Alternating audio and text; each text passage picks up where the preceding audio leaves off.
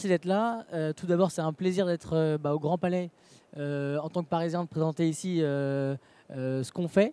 Donc voilà, c'est une grande fierté. Et en plus, ça fait 17 ans que EcoCocon, donc l'entreprise que je représente, existe. 17 ans qu'on fait de l'innovation dans la construction bois. Donc c'est aussi un honneur de pouvoir présenter notre dernière innovation dont on est particulièrement fier et de pouvoir vous la présenter ici un peu en avant-première. Je remets un peu le cadre de la construction en général. Bon, je pense qu'on l'a beaucoup répété aujourd'hui dans la présentation, mais voilà, la construction, c'est un acte extrêmement énergivore. C'est quelque part construire, c'est aussi un peu détruire.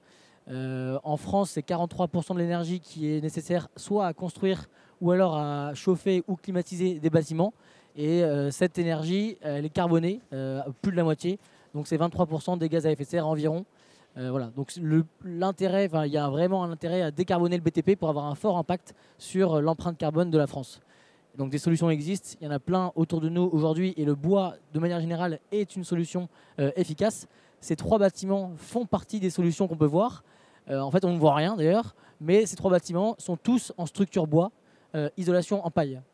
Et en fait, aujourd'hui, j'aurais pu arriver ici avec uniquement cette slide, en vous disant, voilà, ceci est une révolution, c'est l'innovation qu'on vous présente. La paille, c'est un matériau déjà extrêmement sérieux et surtout, c'est un matériau qui répond à beaucoup d'enjeux du BTP à l'heure actuelle. À savoir, déjà une grande disponibilité, donc pas de problème de sourcing, il n'y aura jamais de manque de paille. Ensuite, c'est un matériau qui a évidemment une empreinte carbone qui est négative par rapport à la photosynthèse. Il capture plus de CO2 qu'il en émet pour servir dans le BTP. Et c'est également un matériau qui a des excellentes performances thermiques en hiver, mais aussi en été. Et on sait que c'est un matériau qui est résistant dans le temps.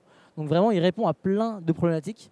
Mais il y a une problématique à laquelle la paille est confrontée, le plus grand défi de la paille, c'est justement sa mise en œuvre dans un bâtiment. C'est d'ailleurs pour ça qu'aujourd'hui, on ne voit pas des bâtiments en paille partout en France, alors que ça fait depuis 1921 que des ingénieurs, des hommes et des femmes poussent pour avoir des constructions en paille qui se développent. Parce qu'en fait, sa mise en œuvre, elle est longue, elle n'est pas forcément très gratifiante et elle demande une certaine précision ou alors on va avoir des malfaçons et ça peut être dommageable. Et donc, c'est le défi que EcoCocon s'est lancé il y a déjà 17 ans, donc en 2008, comment mieux intégrer la paille dans un système constructif. On a d'abord développé des outils qui nous ont aidés justement à mettre en place cette paille dans les bâtiments.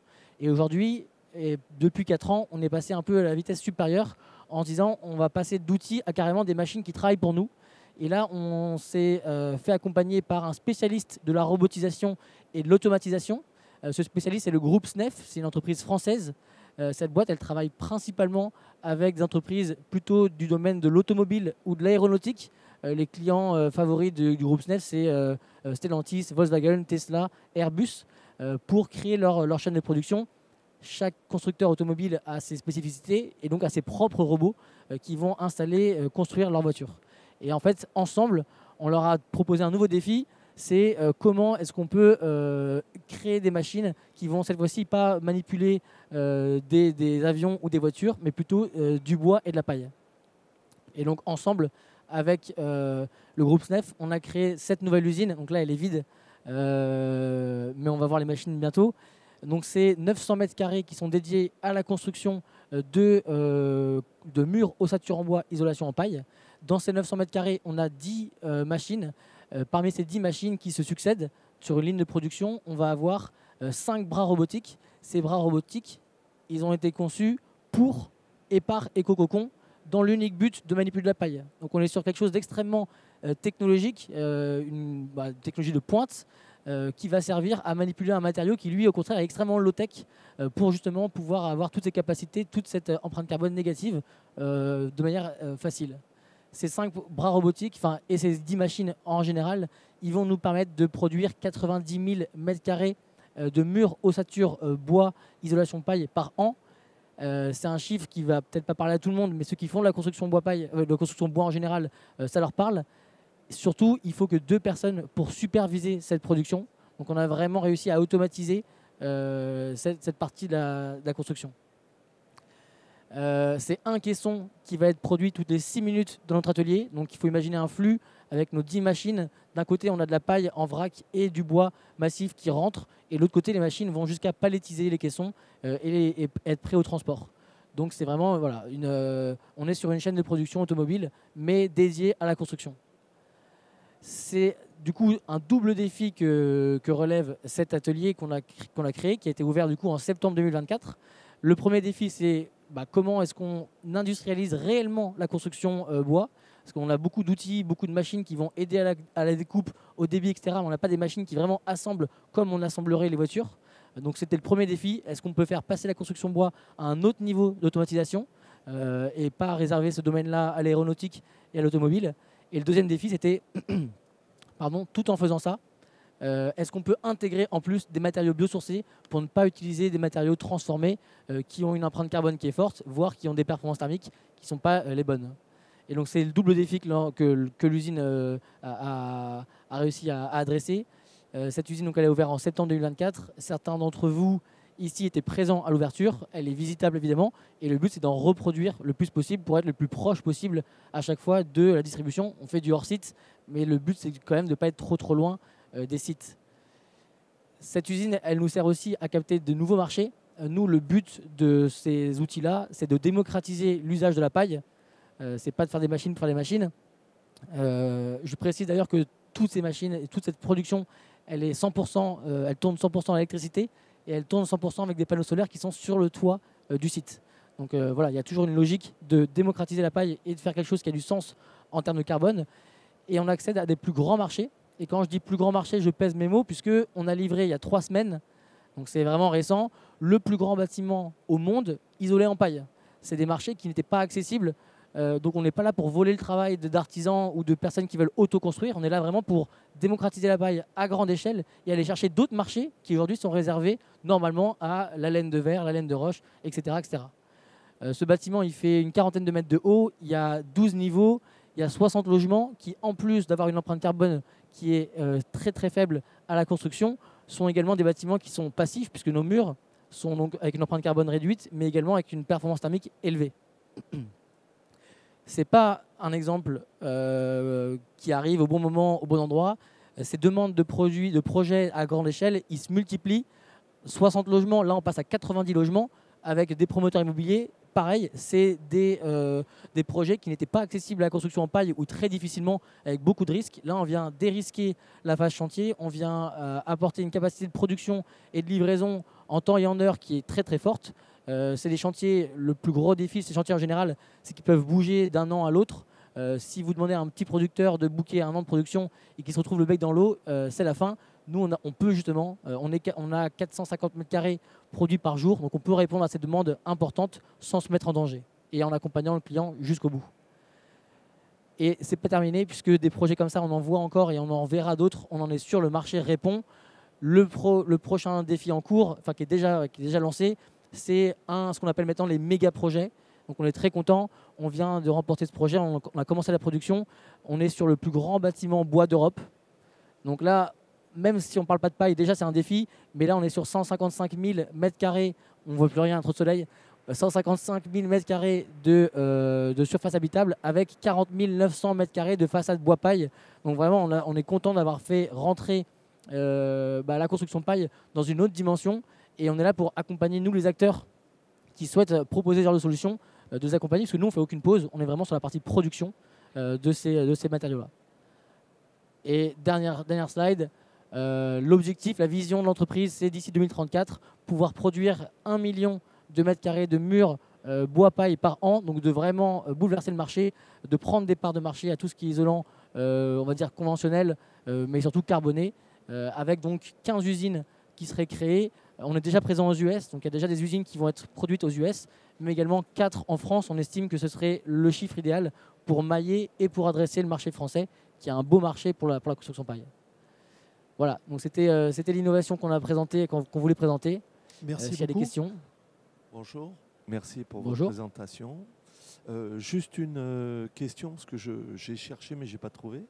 Vous dites qu'on peut venir visiter l'usine. Où est-elle située ? Alors on a 2 sites de production. Le premier, ouvert il y a 17 ans, il est en Lituanie. La boîte a été créée par un Lituanien, un Norvégien, un Danois, avec cette volonté forte de se réunir pour proposer une solution au plus grand nombre. Et cette nouvelle usine, elle a été créée en Slovaquie, puisque le siège de l'entreprise est en Slovaquie. Donc elle est près de Bratislava. il y a une visite qui sera organisée. On est en discussion avec le réseau français de la construction paille pour pouvoir vraiment partager l'invitation au plus grand nombre. Elle sera probablement organisée à l'automne, donc fin septembre, début octobre. Voilà, donc si vous voulez y participer, envoyez-moi un message, contactez-moi et on gardera votre nom. Vraiment, le but, c'est de partager la bonne nouvelle et de montrer que c'est possible. Et objectif, première usine sur le sol français? Nous, on est prêts. Maintenant, c'est est-ce que la commande française elle est prête? Donc nous, on a installé une usine demain matin où vous voulez en France. On est déjà en discussion. On a 3 constructeurs français qui sont venus à l'ouverture en septembre. On est en discussion avancée avec des personnes notamment dans le Jura. Mais c'est vraiment une question économique plus que de est-ce qu'on est prêt, est-ce qu'on veut. Nous, on a très envie.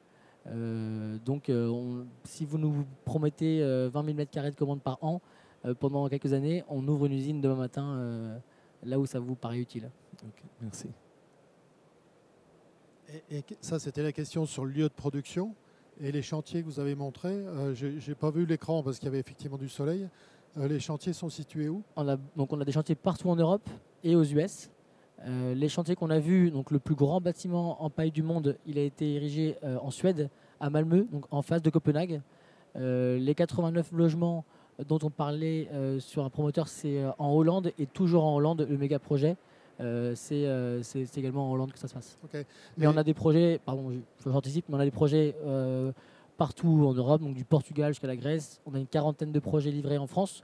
C'est un marché qui a été ouvert, moi j'ai rejoint l'entreprise il y a 1 an et demi. Donc c'est un marché qui est entre guillemets très jeune pour nous, mais qui est prometteur. Et la deuxième usine en Europe, c'est prévu où? Alors la prochaine usine, on a un plan de développement déjà à 3 ans. Donc d'ici 2028, on aura 2 usines supplémentaires. La première est déjà en ordre de marche, mais elle sera pour le marché américain parce qu'aujourd'hui, les caissons prennent la mer, ce qui n'est pas forcément très logique. Donc ça, c'est la prochaine. Et la quatrième... C'est pas très cohérent.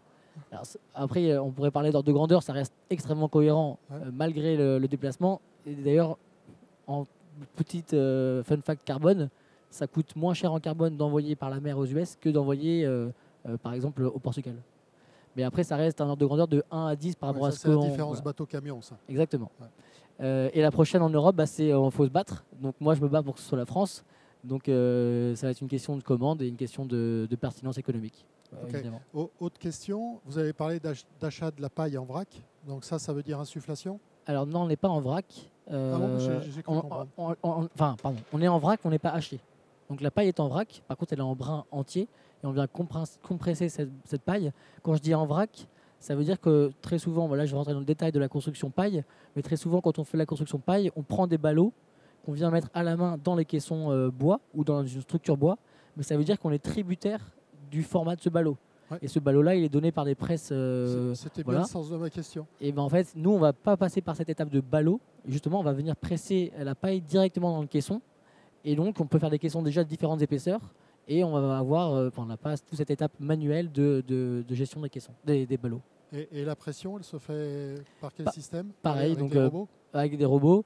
On est extrêmement précis dans ce qu'on fait. Et c'est aussi un des défis, c'est de, certes, démocratiser, mais éviter qu'il y ait des malfaçons qui apparaissent. L'avantage des robots, c'est que quand on lui dit presse à 115 kg du mètre cube, il va presser à 115 kg du mètre cube. Pour vous donner l'ordre de précision de ce qu'on fait, la paille, elle passe d'abord par des systèmes qui vont la nettoyer. Donc on va la dépoussiérer, enlever tout ce qui est cailloux. On va la peser. Et en fait, on va vraiment vérifier qu'on a un volume, une masse volumique qui est précise dans le caisson. Parce qu'en fait, la performance thermique de la paille, elle est induite par sa masse volumique. Ok, alors moi j'aurais encore d'autres questions, mais c'est pas grave. Est-ce qu'il y a une autre question dans le public avant qu'on termine? C'est combien la performance thermique? Alors, les murs ont différentes épaisseurs dans ce qu'on propose, mais au minimum 30 cm, on est à 5,4. Donc ça, c'est la performance thermique en déduisant les ponts thermiques de la structure, pas simplement l'isolant.